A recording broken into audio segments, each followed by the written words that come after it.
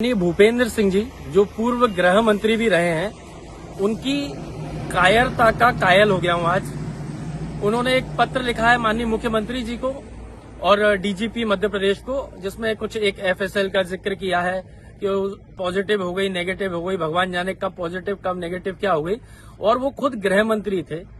पहले तो उन्होंने एक बच्ची का उपयोग करके मेरे ऊपर झूठा केस लगवाया। खुद गृह मंत्री रहते हुए एक केस लगा झूठा, और झूठा केस मैं कह रहा हूं इस आधार पर कि माननीय उच्च न्यायालय ने उस एफआईआर को निरस्त कर दिया।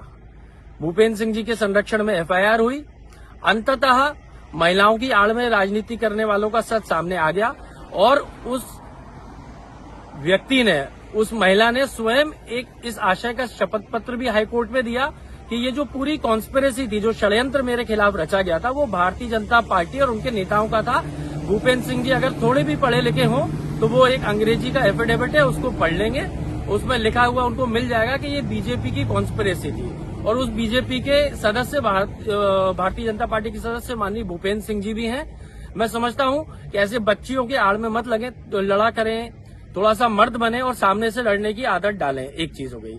दूसरी बात, जो आपने आरोप लगाए हैं एफएसएल के, आप खुद गृह मंत्री होकर के, उस समय पे आप गृह मंत्री थे जब मेरे पे एफआईआर हुई, आप अपनी पूरी सरकार को खटगड़े में खड़ा कर रहे हैं। साथ ही साथ आप खुद गृह मंत्री बनने योग्य नहीं थे। ऐसा लगता है कि आपको कोई ज्ञान ही नहीं है कानून का।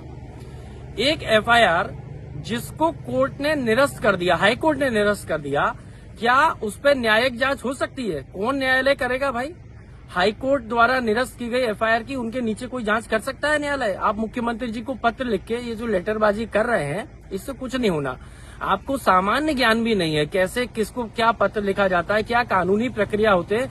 मुझे लगता है आप ना गृह मंत्री बनने लायक थे और ना आप राजनीति लायक हैं। आप पहले सामान्य ज्ञान, पहले 8वीं 10वीं कक्षा में भर्ती लें और एक सामान्य ज्ञान पहले बटोरें कि क्या होती है, प्रक्रियाएं क्या होती हैं देश में, प्रदेश में और न्यायालय में। साथ ही में जो एफआईआर निरस्त हो चुकी है, उसके कंटेंट्स पे फर्दर ना इन्वेस्टिगेशन हो सकती है, ना जांच हो सकती है। ये अधिकार डीजीपी और मुख्यमंत्री जी को मेरे हिसाब से किसी भी न्यायाधीश ने या संविधान ने नहीं दिए हैं। तो आप जो सस्ती लोकप्रियता के लिए चिट्ठीबाजी कर रहे हैं, मुझे लगता है इसको बंद करें, अपनी क्षेत्र की सेवा करें। आपको भारतीय जनता पार्टी ने तो लात मार के हटा ही दिया है मंत्री पद से, जल्दी क्षेत्र की जनता भी आपको लात मार देगी।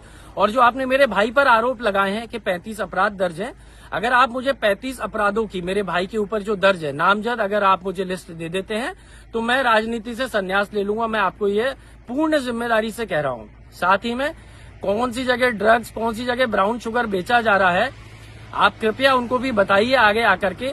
आप ही की सरकार है, आपकी हिम्मत हो तो आइए, आप बताइए एक बार, हम भी चल के देखें, क्योंकि ऐसे झूठे आरोप मैं भी लगा सकता हूं। मैं कहता हूं भूपेंद्र सिंह जी का परिवार, उनके बेटे, उनके बहू, वो सब भी ब्राउन शुगर, हैश और जुए सट्टे का धंधा कर रहे हैं। तो मुझे लगता है डीजीपी को उनके ऊपर भी जांच करनी चाहिए। धन्यवाद।